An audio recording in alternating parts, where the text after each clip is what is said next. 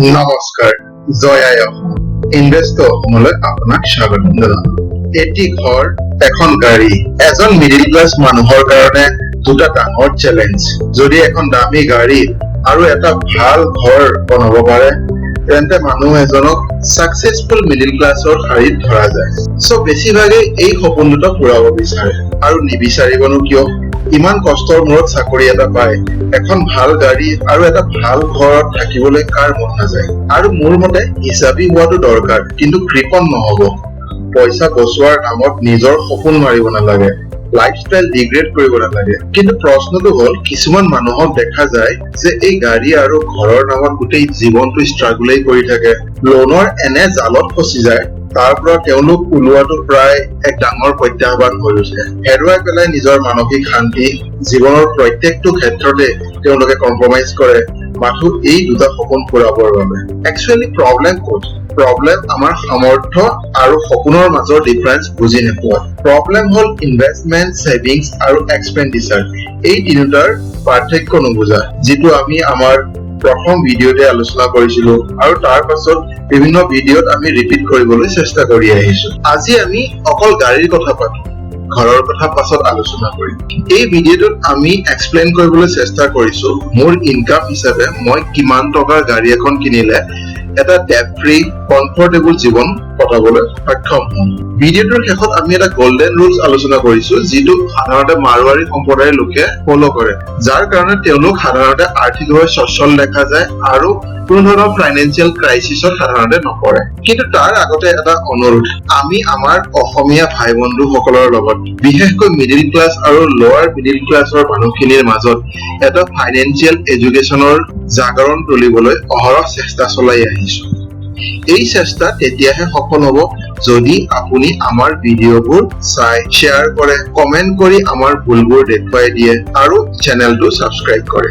এতিয়া আহক আমি আৰম্ভ কৰো আজিৰ ইনভেষ্ট এনালাইচিছ। প্ৰথম কথা, আমি জানিব লাগে যে এখন গাড়ী সদায় ডেপ্ৰিচিয়েটিং এছেট হয়, অৰ্থাৎ সময় যোৱাৰ লগে লগে গাড়ীখনৰ দাম কমি আহি গৈ থাকিব। 2024ত গাড়ীৰ দাম 8 লাখ টকা হ'ব, তাৰপিছত 7 লাখ হ'ব, তেনেদৰে কমি যাব। আৰু এজন মানুহে যিমান দামী গাড়ী কিনে, এই ডিপ্ৰিচিয়েটিং এমাউন্টটো সিমান বেছি হয়। উদাহৰণস্বৰূপে যদি এজন মানুহে হুণ্ডাই ক্ৰিয়েটা গাড়ী এখন কিনে, যাৰ দাম এপ্ৰক্সিমেটলি 15 লাখ মান হয়, 10 বছৰৰ পাছত সেই গাড়ীখন যদি মানুহজনে বিক্ৰী কৰে, তেন্তে 5 লাখ মান টকা পাব পাৰে। গতিকে 10 বছৰ টোটেল ডেপ্ৰিচিয়েচন হ'ল 10 লাখ টকা, অৰ্থাৎ প্ৰত্যেক বছৰে গাড়ীখন 1 লাখ টকা ডেপ্ৰিচিয়েট হৈ গৈছে। এই ডেপ্ৰিচিয়েচন একচুৱেলি কি হয়? একচুৱেলি খৰচেই হয় ন।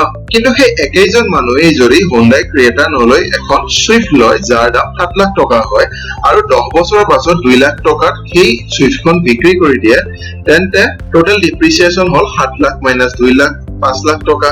গতিকে ইয়াৰলি ডিপ্ৰিচিয়েচন 50,000 টকা। গতিকে আমি বুজিলো যে এখন দামী গাড়ী কিনোতে আপোনাৰ মেইনটেনেন্স খৰচ, পেট্ৰলৰ খৰচটো বেছি হলে, লগতে আপোনাৰ যিটো ডিপ্ৰিচিয়েট হৈ খৰচ হয় সেইটো বেছি হয়। এতিয়া সেই একেটা উদাহৰণ যদি আমি 5 বছৰ পুৰণা এখন কোনোবাই চুইফ্ট কিনিছে 3.5 লাখ মান টকা, আৰু 10 বছৰ চলোৱাৰ পাছত যদি সেইখন গাড়ী স্ক্ৰেপ কৰি বেছি দিছে 20,000 টকাত কাৰোবাক, তেতিয়াও মানুহজনৰ টোটেল ডেপ্ৰিচিয়েচন 3.3 লাখে হ'ব আৰু ইয়াৰলি ডেপ্ৰিচিয়েচন বা খৰচ 33,000 টকা। এতিয়া প্ৰশ্ন হ'ল, গাড়ীটো আপুনি এবাৰে কিনিব, তেন্তে আপুনি পুৰণা ছেকেণ্ড হেণ্ড গাড়ী এখন কিয় কিনিব? আপুনি চবতকৈ ভাল দামী গাড়ী এখন কিনিব।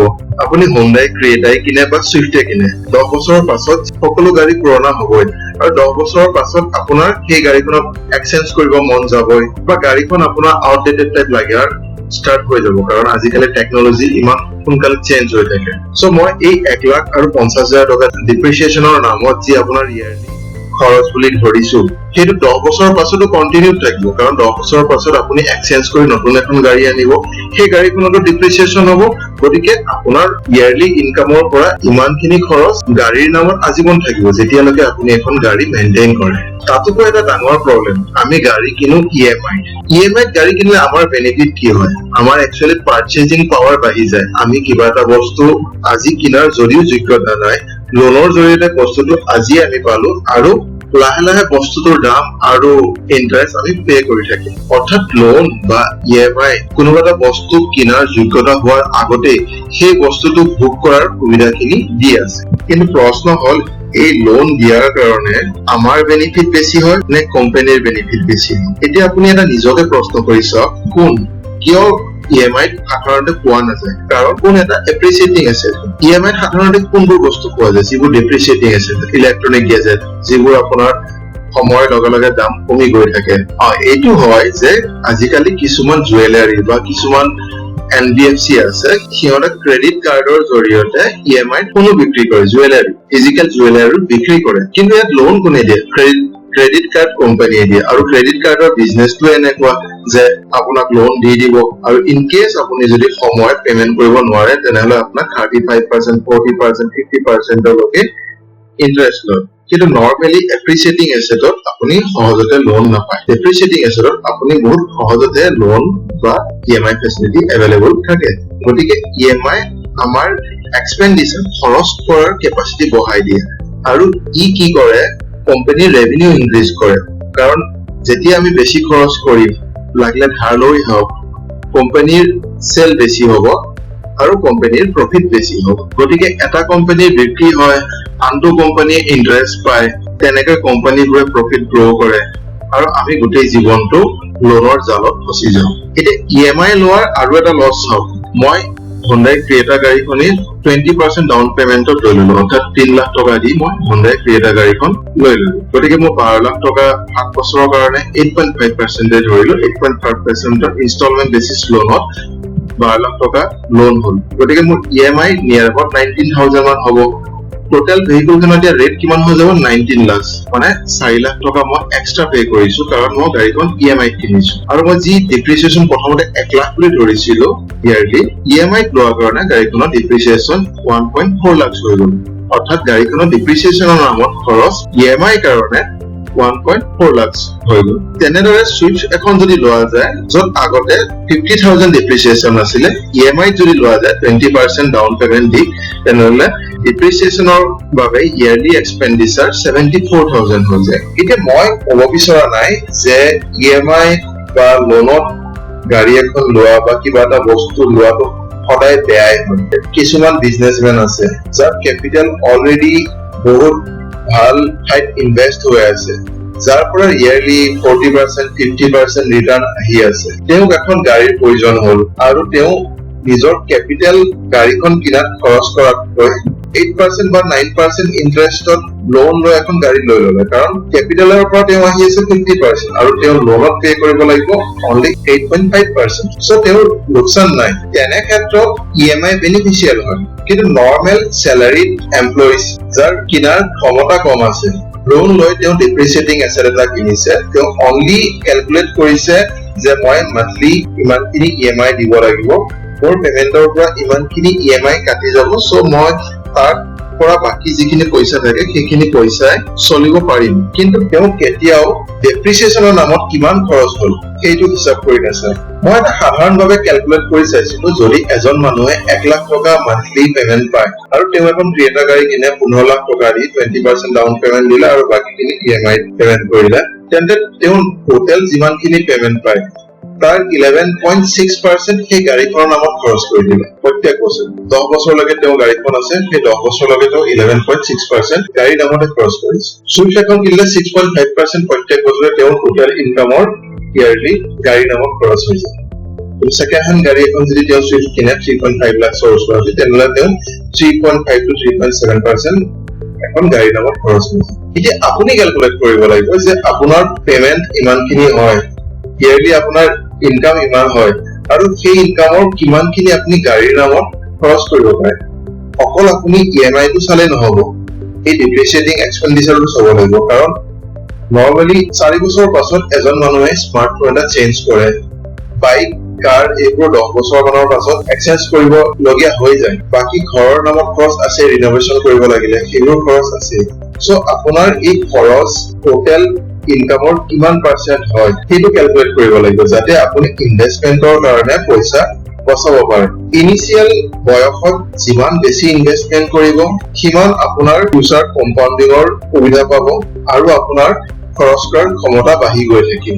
চাকৰি এটাৰ ইনিচিয়েল এজত যদি এজন এমপ্লয়ীয়ে ইনভেষ্টমেন্টত বেছি গুৰুত্ব দিয়ে আৰু এই গাড়ী বা ঘৰত নামত যি এক্সপেণ্ডিচাৰ হয় সেইটো কমাব পাৰে, তেন্তে লং টাৰ্মত তেওঁ কম্পাউণ্ডিঙৰ জৰিয়তে বহুত ভাল ৰিটাৰ্ণ পায় আৰু পাছত গৈ তেওঁ খৰচ কৰিব পৰা ক্ষমতা বাঢ়ি যায়। কিন্তু সেই একেদৰে যদি ইনিচিয়েল এজত কোনোবা এজন এমপ্লয়ীয়ে গাড়ী আৰু ঘৰৰ নামত লোন লৈ এক্সপেণ্ডিচাৰ বঢ়াই দিয়ে, তেন্তে লং টাৰ্মত তেওঁৰ অসুবিধা হয়, কাৰণ তেওঁ সেই পইচাখিনি ইনভেষ্ট কৰিব নোৱাৰিলে, সেই পইচাখিনিৰ পৰা কম্পাউণ্ডিং হৈ তাৰ ডাবল ট্ৰিপল নহয়গৈ আৰু গোটেই জীৱনটো তেওঁ নিজৰ পেমেন্টৰ ওপৰতেই ভৰসা কৰিবলগীয়া হয় আৰু খৰচ কৰিব পৰা ক্ষমতাটো বাঢ়ি নাযায়।